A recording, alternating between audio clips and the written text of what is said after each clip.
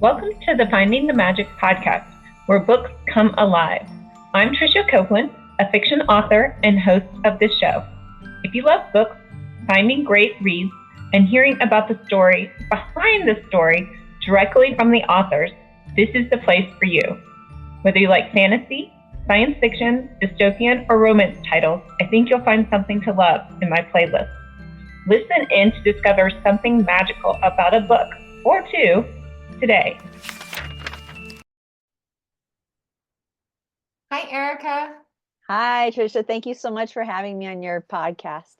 Of course. Well, thank you for being here. Today we have Erika Krouse. She is the author of the new Save Me Stranger.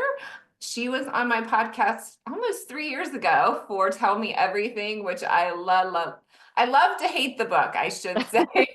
It was amazingly written, and I'm so glad you had those breaks the breaks were kind of sad and hard to read too, but at least they weren't as heart-wrenching as like the normal storyline.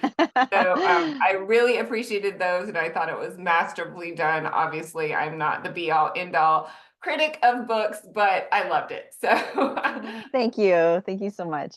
So I'm super excited to, one, read, because I haven't read your new short story compilation, but tell me all about Save Me Stranger. Sure.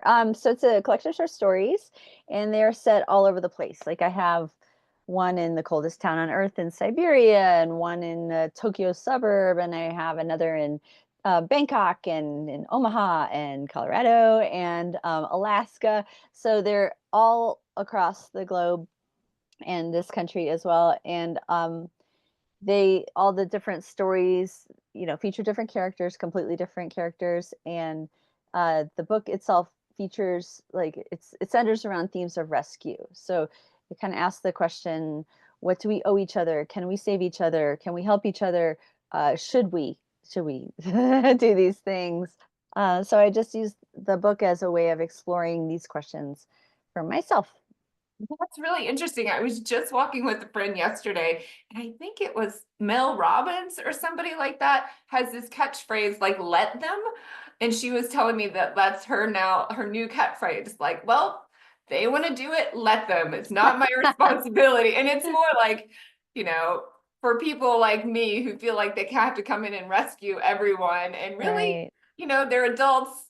Maybe they need to rescue themselves, right? Right. But Yeah. anyway, so Sometimes that's true, right? But I do feel that sometimes a lot of people, the people who usually don't ask, are the ones who need a helping hand. And I wanted to play with that idea of like, what if the help comes from strangers, and how do we relate to each other? Because you always help your family, you always help your friends, etc. But what about the people that you literally bump into? What are we doing for them?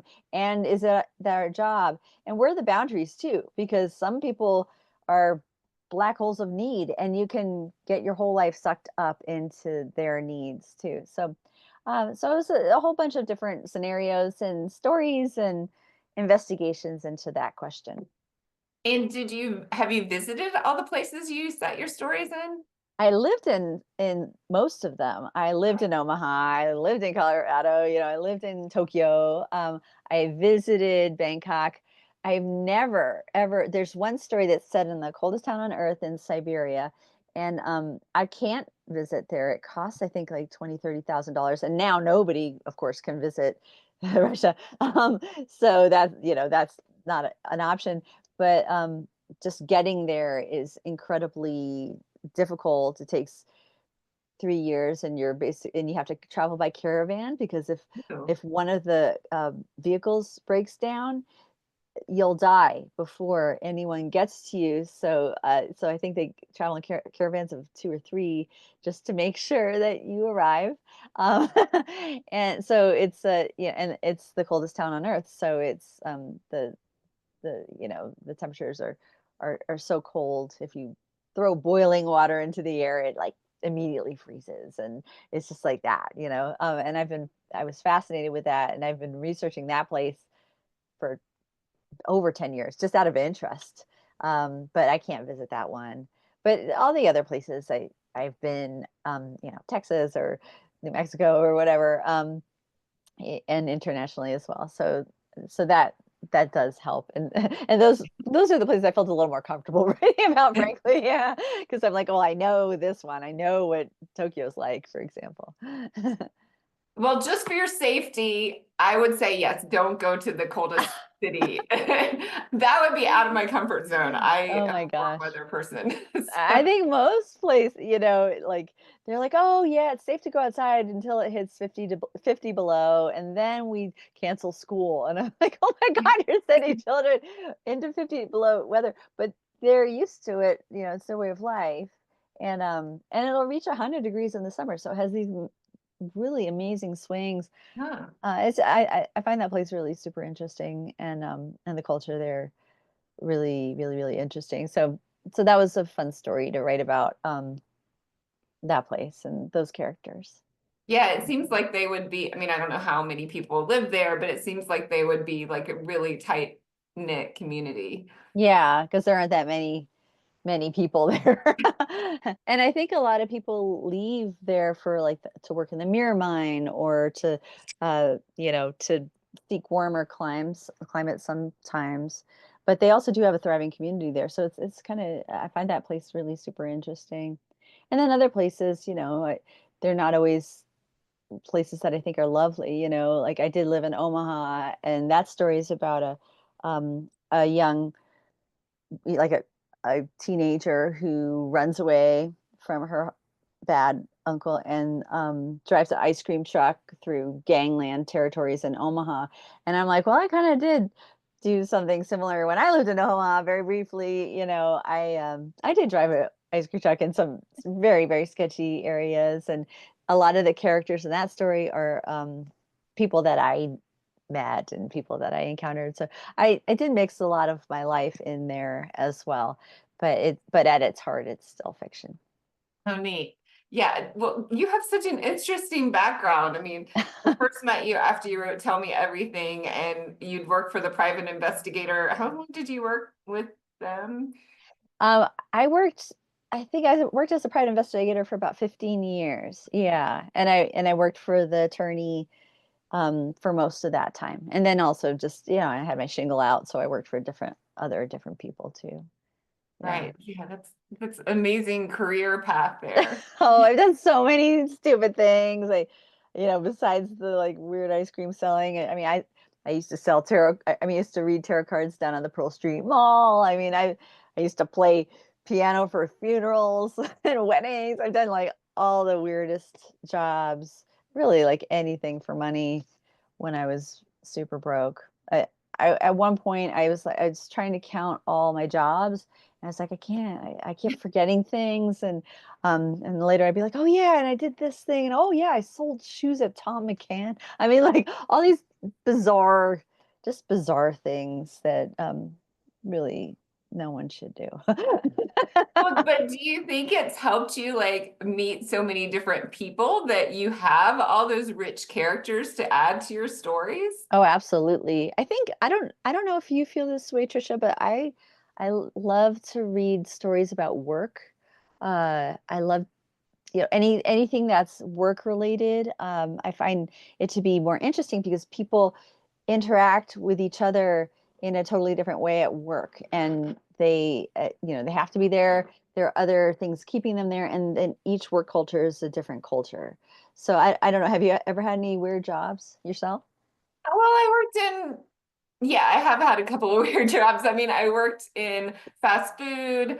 I've Mm. worked in a chemistry lab. I've Oh. worked not any of that. I mean, not that out there. Not like um, chemistry lab. I've worked in research. I've worked, a Hmm. couple of different. Yeah, one attorney I worked for, I worked out of this basement, and that was very uncomfortable because you're in somebody's house and their dogs, their kids, and their wife are there sometimes, and that's Yeah.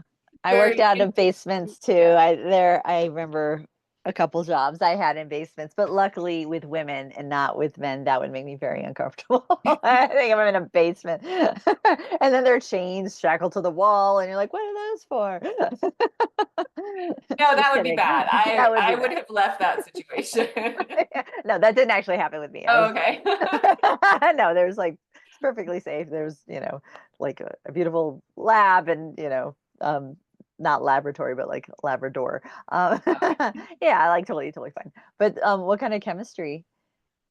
Wet chemistry. So it was a testing lab. So testing water and soil samples for contaminants. Kind of, that's how I paid my bills, paid my way through college. But yeah, Oh, but that's a good college you job. have these work families, right? Like you Yeah. have there, and I think it seems like everywhere I've been, people structure themselves sort of like a family. You have the sister, you have the brother, you have the mom, you have the Right. And you have the sibling you don't get along with, and you have the one who's always telling you what to do, with the PI work, for Tell Me Everything, it was weird.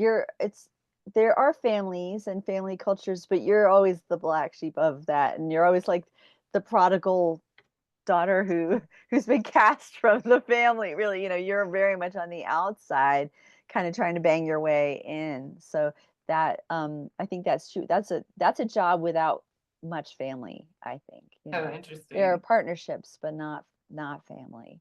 And it's very much like you got to find that information. There's no unconditional love, you gotta pull your weight, or you're out.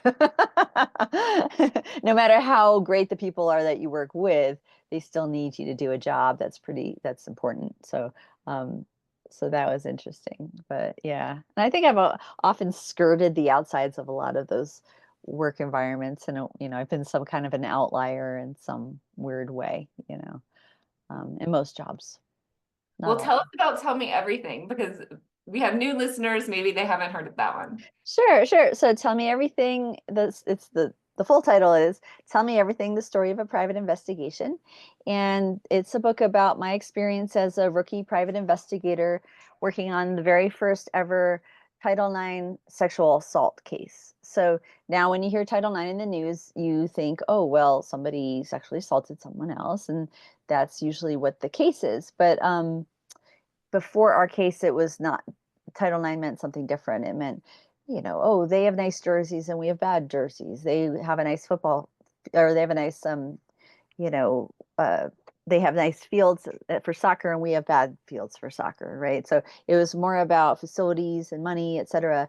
And then, so our case was the first case to bring that law, that whole area of law, to sexual assault, and to treat sexual assault as a human rights issue and not just quote unquote just a criminal issue. So it really changed the landscape a lot in colleges and schools, and made the institutions themselves responsible for the safety and well-being for their female, and also, thanks to Biden, also trans students. So it really did change things for people. I can imagine. Yes, Yeah. I read the book. And is Mhm. it, I mean, did you fictionalize it at all? I was trying to remember if you fictionalized it No. or no. Well, I had to, in a little bit. Like, so I didn't fictionalize any of the facts. All the things that happened, the way the case was laid out, all that was true. And, you've read the book, like everything that could have gone wrong went wrong, right?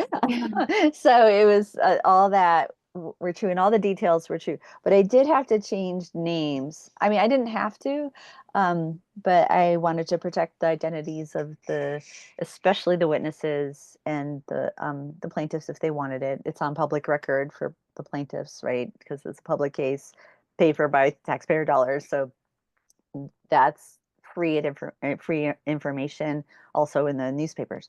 But as far as, there are a lot of witnesses who came forward, a ton of witnesses who wanted to stay anonymous. So for that reason, I changed all their names and identifying features and geographies. And this was really what kept me up at night. I was like, am I gonna out anyone that I'm trying to protect, so I'd wake up in the middle of the night and be like, no, not Arkansas, Alabama, or something like that, these dumb notes that I had to, implement in the book.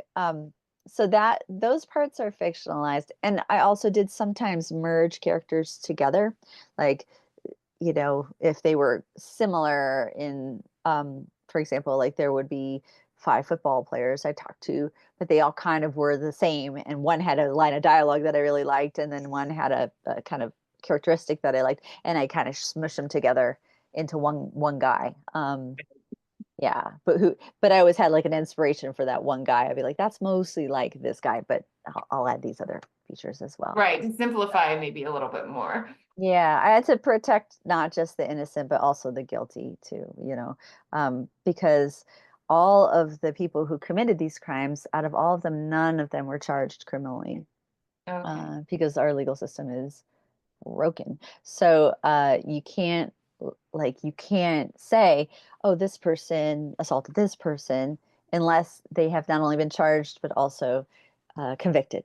So Right. So it's still allegedly, right? ah, I hate that word allegedly. When I do readings, I just drop it. I'm like, no, I just cross it out, right? But but I have to say all the time, like in the I had to say it sometimes a couple times in a sentence, allegedly. It's so bad that I was like, maybe I should just call this book Allegedly. Allegedly. It was the worst. But yeah, because I knew these things happen for sure, and it always weakens it when you say allegedly. But so that you have to do what's safest for everybody. So I did, again, there's a little, that's the bit of fiction that did take place. And did you have to get permission to write the book, or did you ask anyone's permission to write the book? I mean, you said it was public record, so I mean, did you?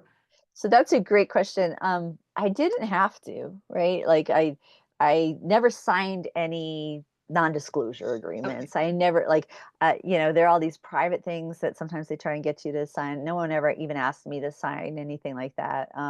No one ever uh, there's also this thing called work for hire. So if you sign a work for hire agreement, then everything you do belongs to the company you did it for. And I didn't do that.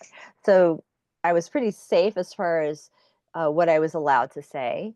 But I did, the attorney that I worked with, I had always thought he would write about it. So and the reason I thought this is when he hired me as a private investigator, he said, I know you're a writer, don't write about this because I'm going to write about this. So I was like, I'm not going to, not going to write about it. I never even imagined I would write about it. So time went on, nobody, and I thought either he would, and or one of the plaintiffs would, and or one of the witnesses might want to come forward and do that. So I waited and waited and waited, and 15 years went by, and between when the case began and when my book was published, it was 20 years, right? And nobody, I'm sorry, I don't know if you can hear my dog. Okay, good. So between when the case began and when I wrote it, no one really substantially wrote about it. And I would read books, like I would read Title IX books because I'm a super geek, and they wouldn't even mention our case. So I was like, this case is getting lost to history. And it was the first. It was historic. It was big. It was 5 years long. It was traumatic and dramatic and funny even, and all of that was getting lost. So I did go to the person I called Grayson, who's the attorney on the case that I worked with, and he and I are still friends. And I said, "Hey, how would you feel if I wrote this book? I'm thinking of doing this." And he was like, "Great, I'll help you." And he sent me all kinds of court documents that were public record, but it would have cost me, I don't know, maybe $15,000 to get all those records. So Wow. he really helped me a lot. And he also helped me even sift through them. He'd be like, this one's not going to give you so much information, but this one would. And we'd have 4-hour breakfasts where he would help me. So I owe a debt of gratitude to him and his, not just his work. I mean, he did this case, this amazing case, right? But also the help that he gave me through the book. And he read it, I think he read it 3 times for Wow. accuracy. And also I wanted him to be okay with it. But the funny thing is, here's another fictional thing. So he, when I asked, are you okay with it if I do this? He said, yeah, but make me, fictionalize me, make me different. And he's like, make me tall. And then so I made this whole character, this whole person that he's not. And I started writing about it, and he read it in the first go round, and he's like, change me back, change me back. Oh, no. So I had to find all the details, like I had made him like tall and tattooed and younger or whatever. So I had to like find all the weird things that were not him and try and move him back into his personality. So that was a little harder. But it was funny. He's like, I don't like what you did at all. Yeah, that's interesting. He wasn't young and tattooed in the Yeah. final version. I know he was a lawyer, and but it was great to have an ally like that, someone who saw the need for the book, understood what I was trying to do, and helped. So Yeah, I was gonna say, like, sometimes I try to talk to my husband about things I'm writing, and he's like, he's an engineer. So he's like, right. I do not understand. I am really sorry. I mean, he's not even really a reader except for like short articles, you know? Uh-huh. So he's like, I'm sorry. I do not understand. Does he read your work? He's read one book, I think. Oh my gosh, really? Just one? And Well, he that's tried to still a read lot. another one, and I switched the character names because they were like in sort of like had to hide their identity. And he's like, no, you lost me. I can't do it. Oh wow. Oh, but And it was sad because that was the best one. That was like my thriller that I thought he'd like. And he's like, no, oh. change your names. I can't do it. Like, Oh no. That's so, but it's funny when you are a writer, like yourself, you feel like everybody's a writer, like I was like, oh yeah, everybody writes. Yeah, like because those are the people I meet, that's my community. And then I sometimes need that little reality check where I'm like, no, most people are not writers. Most people think that what we do is super weird, and it kind of comes back in my face like, oh yeah, maybe it is a little weird to be living in our head all the time, compared to being an engineer and actually getting paid for your job, yeah. right? Wait, you mean I only make like 1 cent an hour, you know? I know, right? If that, I think I sometimes would be like, I'm gonna take a look at what this cost, right? Like what this book Okay. cost. Sometimes, yeah, sometimes it actually costs more Oh yeah. money than Yeah. than you make, even if you do make money from books, which is a rare thing.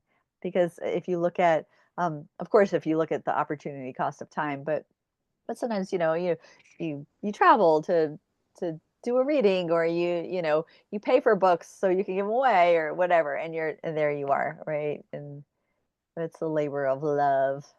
You have to do it because you love it. Yeah. Yeah, do you love it? Oh, I love it. Yeah, definitely. Yeah, what do you love about it? Probably the escape more than anything. Right, But right. yeah. And there's more to escape from by the day. Okay, but we're getting in this trap where I'm telling you things and you're not telling Oh me gosh, sorry. anything. Oh, I think it's fun. I want to I know. know. But tell me about your work before. Tell me everything. Okay, so Tell Me Everything is my third book, and Save Me Stranger is coming out in like a week. Oh my goodness. And that's my fourth book. And my first book was a short story collection that came out in 2001. That's a long time ago. And then between that and Tell Me Everything was a novel that came out in 2015. And the novel didn't do very well. It really bombed, like it super bombed. And that was hard, because my first book was just a short story collection, so those never like super sell, but it did fine, it did respectably. And then my second book did not at all, and it was my first book length work, and I made every mistake you can imagine. It took me forever to write, and but it wasn't like by the end of that time, it wasn't, you expect if a book takes you 10 years, it would be 10 years good, right? But it wasn't 10 years good. It was like 2 years good, because I had kind of rewritten it over and over again. not really knowing what I was doing. But that book taught me a lot. It taught me a lot about plot structure, about all the mistakes that I made twice and three times on that book. Um, and it helped me with my job now when I teach students, and I teach at the Lighthouse Book Project, which is a uh, book writing program, and or when I work with clients on their books, I I'll read it and I'll be like, oh, I know this one. I know this mistake. I recognize this one, and I know how to fix it now. So that was, I felt like it was the most valuable book for me in terms of understanding narrative, was my novel Contenders. But I still think it's a flawed book. I think there are good things about it, but every now and then I'm like, I wish I could take another crack at it now, knowing what I know now. But I don't want to. I don't want to move. I want to move forward, not back. I don't know. Have you ever felt that way, Trisha, where you're like, I wish I had another crack at that one? Yeah, so my first series I wrote it as a college series, and a lot of people have said this character is too old for like what they're going through. It should have been a high school series, and every once in a while I'm like, I could rewrite it as a high school series. It might sell better. And then I'm like, why would I do that to myself? Right, right. And like, yeah, because you want to move forward, you want to do the next idea too. But it's weird, like, the book's hanging back is sort of like this remnant of the mistake. I don't know about you, but like, I feel like older books, they do carry the like remnants of mistakes that you made and things now, things that make you cringe now. And every writer I've ever spoken to feels that way. Like they'll go to like an old edition and they'll be like, there's the misspelling, or there's the grammatical there's my repeated word, and we're always just perseverating on the thing that we should have done better. um I don't know if that's true for you, but it's definitely true for me. And I know Yeah, that's going to be true for this next book too. It's not even out yet. but I think we can be our own worst critics, right? Oh yeah, yeah. I think we have to be, really, when you're a writer, don't you think? Because if you don't if you don't put yourself through the ringer, uh, it's unlikely you're going to find someone who's going to go line by line, page by page with you and be like, "Hey, here, here, here, here," That's unless you pay for it, right? And that not all of us, if we are writers, we generally can't afford that. So, so we have to do it ourselves. We have to be ruthless with ourselves. So by the time that it comes out, it's what we want, and we feel confident in it, I think. I don't know. I think so. Yeah. I mean, you're right. Yeah. But I don't want to see all my mistakes. So I want to be like the ostrich. You're like, it's perfect the way it is. Yeah, no, but to become a better writer, that's completely true. So you never read old work or look Oh at it no, as such I impressive. do. I read them and yes, I learn from them. So Yeah, yeah, yeah. It's a hard thing to do, I think. Although sometimes it's like, oh wow, I don't even remember writing that, but it's pretty cool. That's okay. So I think, surprise yourself sometimes with the old stuff. I so think you said you had all these different jobs. How yeah, did you end up becoming a writer and now like you're a complete book person, it sounds like. yeah. um, I don't know if like becoming, becoming a writer. That's not usually like a job path for most people, unless you're independently wealthy. You usually can't just like come out of school and be like, I'm going to be a writer, and here I am, I'm a writer, and I'm somehow paying the mortgage or rent or whatever. um so I think having all the weird jobs is the career path of being a writer, right? I remember I faced a choice when I came out of school. I had so many friends who were getting into these amazing career track jobs, and working for Apple or working for a think tank in Washington or whatever, and I'm hearing about these jobs that obsessed them and took up all their time. And I was like, okay, I could maybe do that, and maybe even retire early and I could write then. Or maybe I could just get jobs that when I leave the job, I don't think about that job, and maybe I could. So I really did try to work part time as much as possible, or I'd temp for 2, 3 months, 4 months, and then I'd take a month off and I just write.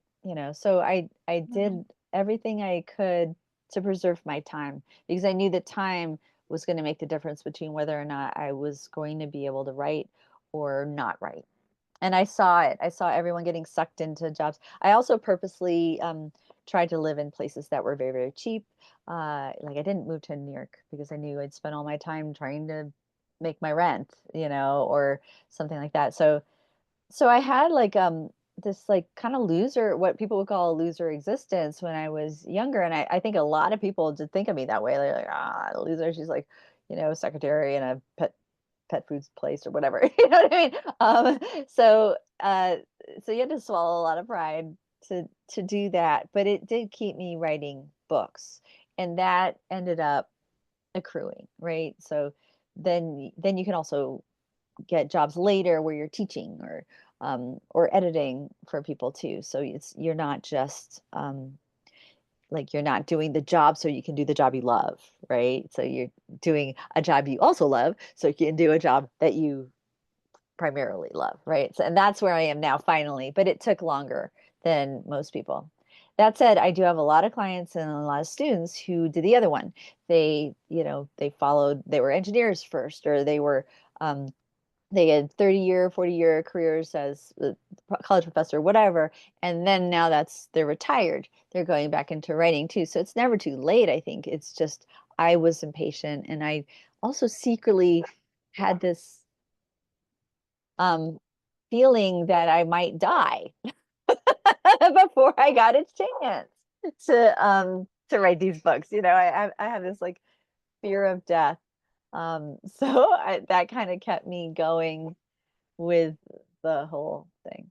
I don't know if you can hear my dog, but she's No, like, we can't at oh, all. good. Because Yeah. like, yeah, there's someone at the door clearly like violating her precious space. Yeah, I get that every once in a while. Yeah, these microphones are great. Well, Oh, I have good. such admiration for somebody with your like outlook, because I was raised in a home that was like very work based, and like you got your self-worth from working and doing things. And then like it wasn't until I got older that I realized, hey, like I don't have to do that. Like I had an aunt who just had a regular job, and she didn't live to work, she worked to live, which Right. is, a totally different life concept. And so yeah, I have admiration for people that got that sooner than later in life, right? Well, I appreciate that, but to all external appearances, I'm like sleeping on like a secondhand mattress, and you know what I mean? Like it didn't look very admirable. It just looked kind of like hippie deadbeat kind of thing. So but there was logic behind it for me. But I don't think other people uh really got it. They were like, why don't you get it? Like, why don't you get a better job? And I'd be like, this is fine. I have time now. And because I never cared a whole lot about money. I don't, I'm like, I care about the town I live in. I don't care about the actual rooms that I live in so much. You know what I mean? So for me, I was like, I don't want to spend my whole life working towards something that I don't care about. I want to spend my life working towards something I do care about. So, plus again, my distrust of my own mortality. I thought, I better get cracking, and I still have that. I don't know if you ever feel this way, but I always feel like, when I get really excited about a book, I'm just so worried that I'm going to die before I finish it, and so it's this sort of, do you ever feel that way? I don't. Oh, good. Good. I'm glad. I'm glad you don't feel that way because it's awful. Because it takes so long to write a book. You're like, oh my God, I have this fire under my butt. Yeah. Well, what's next for you? Is this the hated question, or is this a good Oh question? no, it's a fine question. So the next project is I don't like doing the same thing twice. So I think my next project is this historical possible mystery. I don't know how to write historical fiction. I don't know how to write a mystery. So that's going to take a lot of learning and failing. So it's going to be a challenge, but I think that's what I'm really interested in, this one idea of a certain period of time, a certain situation, a certain and there might be a journalistic aspect to it as well, because I found out some like suspicious death, and and there are no records, and so in some ways it's a little bit of a journalistic dead end, but in some ways I might be able to sort of figure that out, and also it offers some opportunities, because I'm like, well, if there are no facts around this, I get to make up the facts. Right. So that's probably the next thing. I also want to do a book of essays at some point around work, actually, around all like the kooky jobs that I've done, and just also about women and work, how we relate to work. It's how what we're told to be and not be in work, and the models that we take on in work. So I'm kind of interested in that too. Um, and a few other projects and a bunch of essays and some stories, and yeah, so a lot of stuff Fun. that hopefully again I will be able to do. I always have too many ideas and not enough time to do the ideas. But how about you? What's next for you? Well, talking about Lighthouse Writers, I just started a screenplay class there. Oh, amazing! Who's it with? Chris, and I don't know how to pronounce his last name. It's a G. I'm gonna mess up his last name, but Chris Chris G. G. Chrissy G, like Kenny G. Yes, Christy. So yeah, Are you I'm really enjoying it? excited about that. Yeah, well, we just had the first class, so yeah, but I'm a little bit intimidated because there's all these screenwriters that have already movies already like made, and Oh. that's really cool though. So this is my first time screenwriting. So Oh, that's amazing. That's so cool. I love Lighthouse because you have all these opportunities to try new genres and try new things. And, I don't just teach there, I also take classes there too. I'll take a class there, like Lit Fest. I try and book as many as I can. So I think it's a great community. I hope you love it. I hope you have a good class. And are you looking at doing a screenplay for one of your books? yes, so talk about seeing all the bad things or the wrong things you may have done in your book. I mean, doing a screenplay is different from a novel. You can put many Right. more subplots and many more things in it, but seeing how I might have rewritten that book now is kind of interesting. Oh, But that is cool. That is really. Are you going to take the early one and put it in, make them younger? Is that the series you're going to do, or a different one? no, I'm doing one of my fantasy series. It's vampires and witches and all those things. So Oh, that's cool. High production value. yeah. Oh, that's awesome. Well, good luck with that. I have no idea how to do that kind of work at all. I think that's it's a whole other brain, and really, really interesting. But Yeah, so we'll see. I don't know. It sounded fun, and I was like, okay, I'll learn something new. So yeah. absolutely. And also like screenplays, they're so good at structure, right? Like they're that's their thing, is structure. So I think you learn, I think, about not just screenwriting, but also you can apply that to your novels too, I think. Right, yeah, the plot and everything. Yeah. Yeah, yeah, amazing. That's awesome. Well, Erica, tell us and everyone out there where we can find you and your books. Oh, great. Yeah, so my most recent book, Save Me Stranger, will be out on the 21st, and that should be available wherever. Hopefully bookstores, if your bookstore maybe, or but also Amazon and all the online places. And I'm going to be doing some readings, mostly locally, and all those are listed on the events page on my website, erikakrouse.com. But I'm spelled really weird, like, so it's got a lot of K's in it. But but those that I have a listing there of the events, and mostly around the Front Range, and just a little bit out of there. So too, a few little trips here and there, but mostly Colorado, because I'm a Colorado person. Fine. Yes, we will have all your links in the description so people can find those there. Oh, thank you. And thank you so much for having me on your podcast again, Trisha. It was such a pleasure last time, and it is again a genuine pleasure to talk to you again today. I definitely agree. Thank you so much. Oh, thank you. Yeah. Bye. Bye. Are we done? Hold on. Oh, there we go. Where's the button?